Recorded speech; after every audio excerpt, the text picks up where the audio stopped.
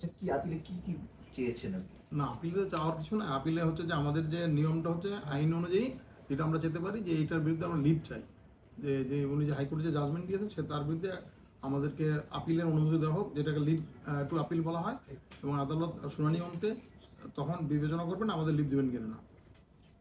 মানে এখানে কি বাতিল চাওয়া হয়েছে হাইকোর্টের রায়? হাইকোর্টের রায়টাই বাতিল করার জন্য লিভ চাইতে হয়। লিভ চেয়েছে, হ্যাঁ, এটা আমরা সেটা যেটা আমাদের যে আইন অনুযায়ী সেটা আমরা লিভ চেয়েছি, এবং হাইকোর্টের রায়টা যে আমরা বলছি সঠিক হয় না কি কারণে সেটাও আমরা বলে দিচ্ছি আমাদের পিটিশনে। সেই অনুযায়ী আমরা আদালতের কাছে প্রার্থনা করেছি যে এটা যেন লিভ দিয়ে এটা হাইকোর্টের আদেশটা বাতিল করা হয়। আমাদের মূল যুক্তি হচ্ছে যে এটা হচ্ছে সরকারের নীতিগত সিদ্ধান্ত, এই বিষয়ে আদালতের বিচারের যে কিছু নাই, এটা আমাদের মূল বক্তব্য ছিল। স্যার, এই একটা রায়কে ঘিরে পুরো বাংলাদেশ অশান্ত হয়ে গেছে, ছাত্ররা আন্দোলন করছে। মাননীয় প্রধান বিচারপতি সবাইকে আদালতে আসতে বলেছেন যে যদি কোনো যুক্তি থাকে তারা আদালতে যেন আসে, তারপরে তারা আসেনি, আন্দোলন সবাই করেই যাচ্ছে। আপনার কি স্যার মনে হয় এই পরিস্থিতিতে এটা দ্রুত শুনানি হওয়া উচিত? দেখেন, আমি বলি এই যে আন্দোলনের কথা বলছেন না, এটা আমি মনে করি যে সম্পূর্ণভাবে অন্য কোনো উদ্দেশ্য করা হচ্ছে।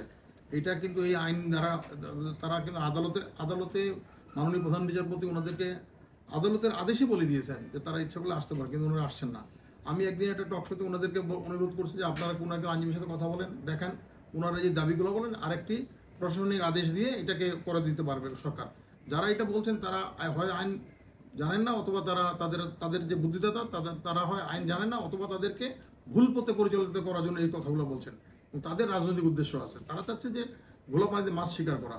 দেখেন, এখানে কোনো উপায় নাই, যেহেতু আদালতের আদেশ দিয়ে বাতিল করে দিয়েছে, আরেকটা আদেশ এখানে সরকার করতে পারে না, করলে সেটা সাথে সাথে বাতিল হয়ে যাবে। কারণ আদালত তখন হবে যে মেডিসিন ল বলে আমাদের আইনের ভাষায়, এটা তো হবে না। সুপ্রিম কোর্ট থেকে চূড়ান্ত আদেশ পাওয়ার পরে আপনি যেটা করার সেটা করতে পারবেন, তার আগে পারবেন না। কবে নাগাদ শুনানি হতে পারে? 7 তারিখ তো ফিক্সডই আছে এটা।